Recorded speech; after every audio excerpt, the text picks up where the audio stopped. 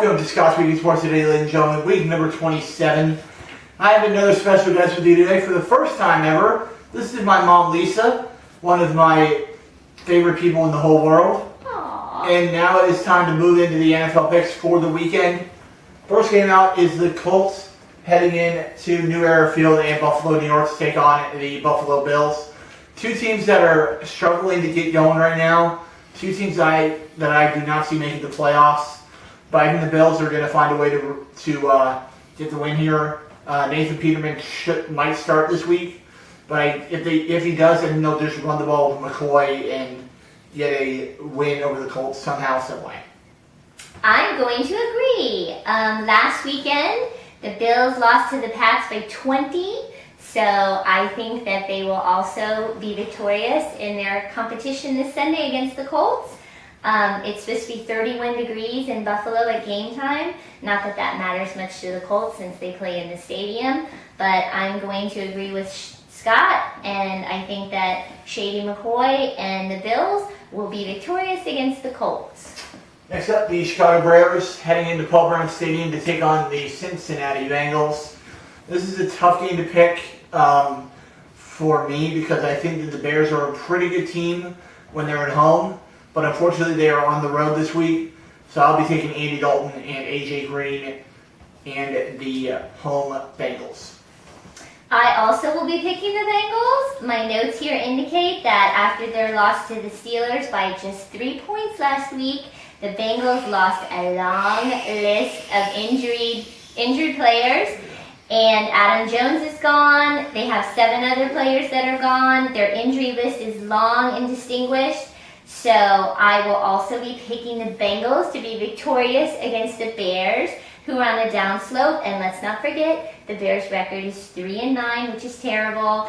And the temperature at kickoff will be 36 degrees in Cincinnati. Not that that matters to the Bears, because they also like to play in the cold weather. But I will be agreeing with Scott and picking the Bengals to win. Next up, the Green Bay Packers heading in to First Energy Stadium in Cleveland, Ohio, to take on DeShone Kizer and his winless Cleveland Browns. The temperature for this game will be 33 degrees, so this could be an upset pick here, but I just don't see it. I'm going to take the road Packers in a close one. I will also agree again with Scott. I think that all the Browns have is DeShone Kizer and Isaiah Cromwell and Josh Gordon, which is basically nobody considering all the talent that the Packers have on their team. So even though the Packers will still be led by Brett Hundley, yay! I think that the Browns will not get a win this week, and they will continue their 0-12 season. So sad for the Browns. But I'm going to agree with Scott and pick the Packers to be victorious. Next up, 2 6-6 teams heading into Arrowhead as the Oakland Raiders and the Kansas City Chiefs play against each other this week. 55 degrees for kickoff in Arrowhead in Kansas City this weekend. This is a tough game. These are two teams that I cannot figure out right now. Two teams that are battling for a playoff spot right now in the AFC West. I don't think either one of these teams is getting in, but I'm going to take a guy that had a resurgence last week in Alex Smith. So give me Alex Smith and the home Chiefs. Oh, ouch. We finally disagreed. I'm going to go for the Raiders for the win. Both teams are fighting for a spot in the postseason. They're division rivals. And I also have down that the Raiders will have Marshawn Lynch to try to perform good on Sunday.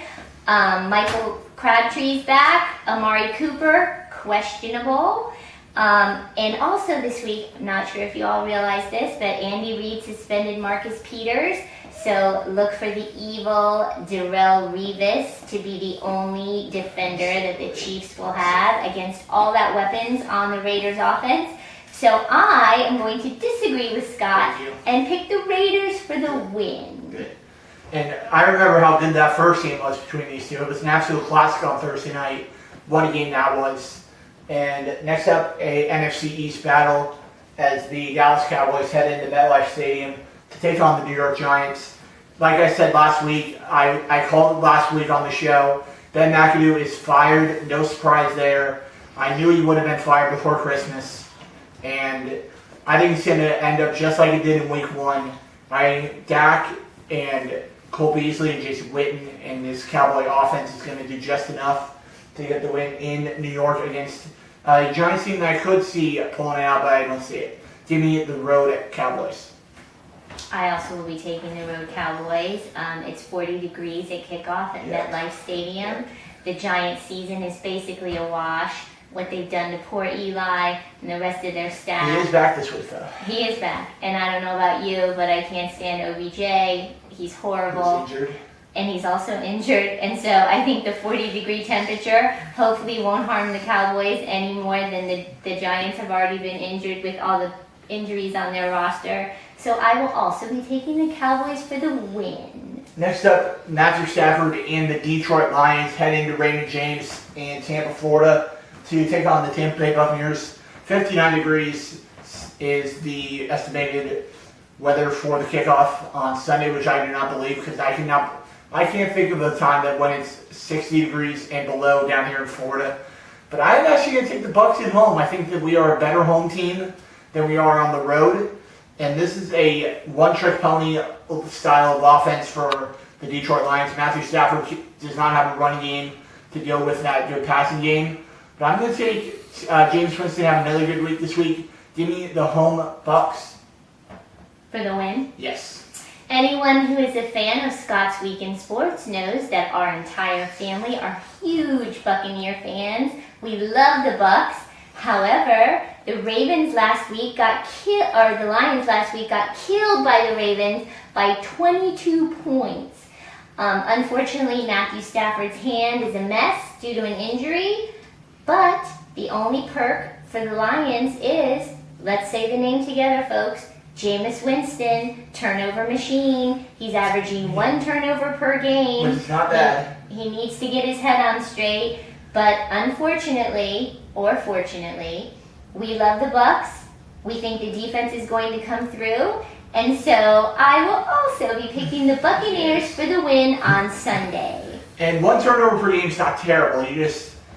A couple games a year, I'd like to see no turnovers from Jameis, but, Dirk Cutter needs to send him to a sports psychologist. Next up, the Minnesota Vikings, one of the hottest teams in the NFL, come in at 10-2 with a 5-1 road record as they head into Bank of America Stadium in Charlotte, North Carolina to take on Super Cam and his Carolina Panthers.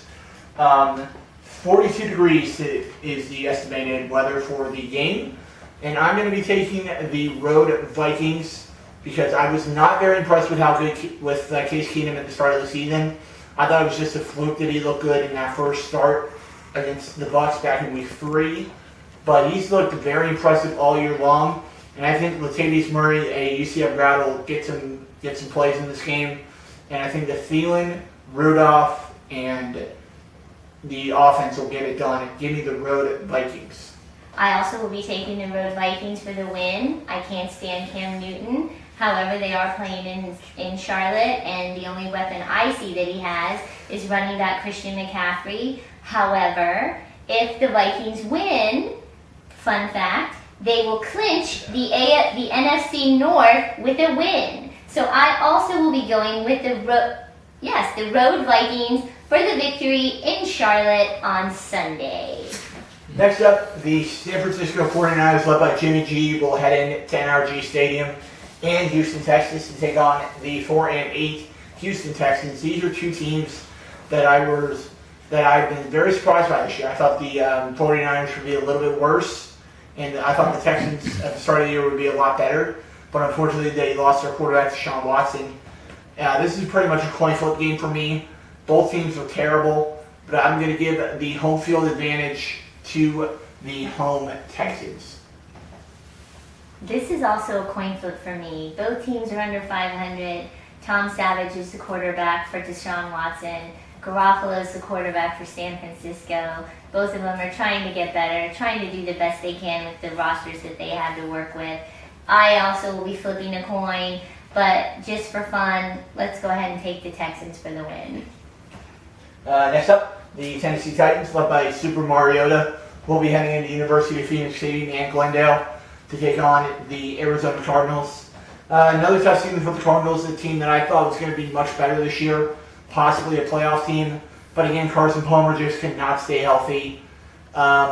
Give me the road Titans to win by at least 2 touchdowns. I'm also going to go with the Road Titans. Unfortunately, Adrian Peterson missed practice again this week. Larry Fitzgerald is really the only components they have on that offense. Mariota has a pretty strong running game, and so I also will be taking the Road Titans for the victory. Next up, the Washington Redskins heading in to the StubHub Center and Carson, California to take on the surprising 6-6 San Diego Chargers. This is a very good Charger team. I believe that they are getting into the playoffs this year, coming out of the AFC West, because I just feel like they're the hotter team right now than the Raiders and the Chiefs.